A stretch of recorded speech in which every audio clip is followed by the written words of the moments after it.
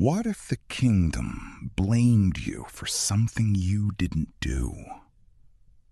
What if they called you a failure when you were the only one who ever tried to save them?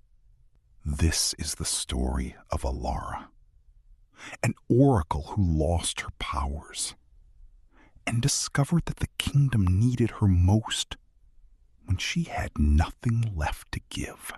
5 years ago, Elara was the most respected oracle in the kingdom of Valdris. Her prophecies saved lives. Her visions prevented wars. She could see 3 centuries into the future and warn the king of dangers before they arrived. But prophecy is a gift that demands a price. Every vision she saw, every future she witnessed, burned a little piece of her soul away. The magic that gave her sight was consuming her from inside, and she could feel herself weakening. Then came the prophecy, the greatest prophecy of her life. She saw something that would change everything. A future so dark, so twisted, so terrible that she knew she had to warn the king immediately. But when she tried to speak the prophecy, her power shattered. The magic inside her fractured like glass.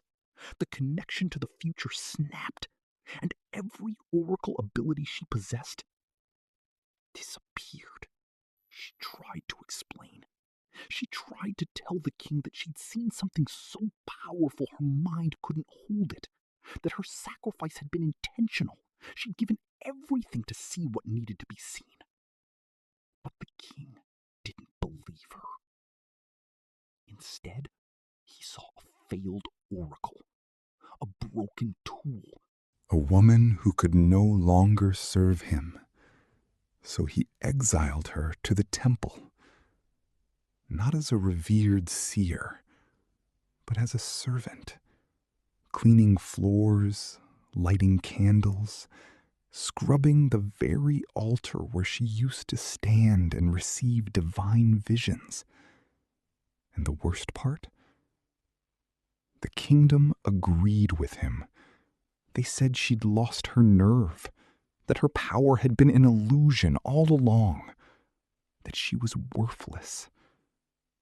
5 years she spent in exile.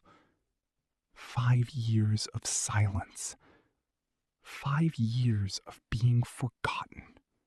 But Valdris wasn't forgotten. War was coming. And it was exactly the war Elara had seen in that final, shattering prophecy. The enemy army appeared on the horizon without warning. 10,000 soldiers, fresh magic they'd never encountered, tactics the kingdom couldn't predict.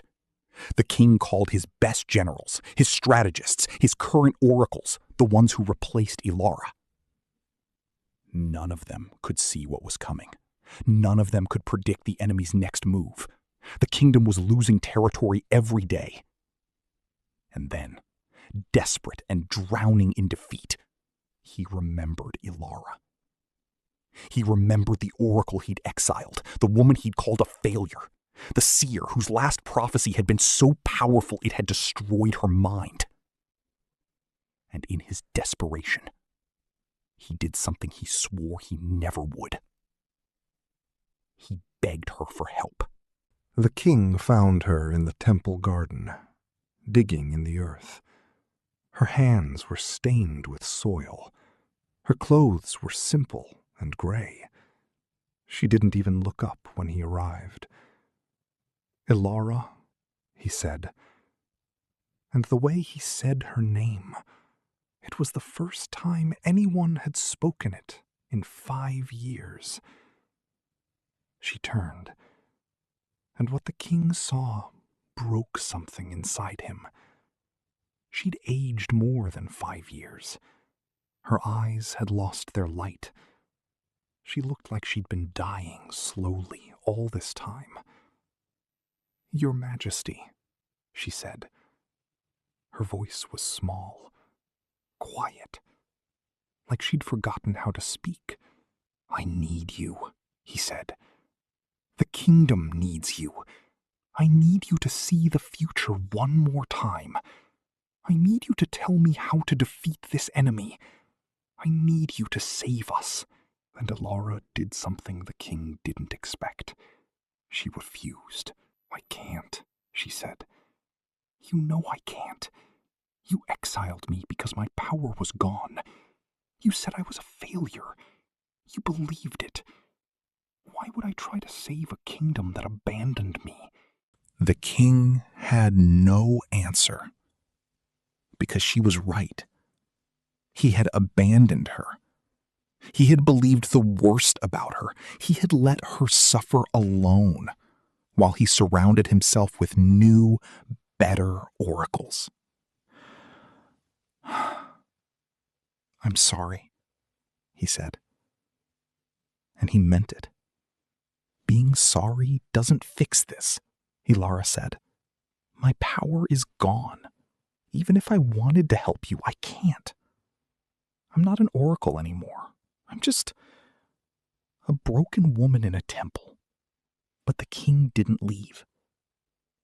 He sat down beside her in the garden, and he told her the truth. He told her about the soldiers dying.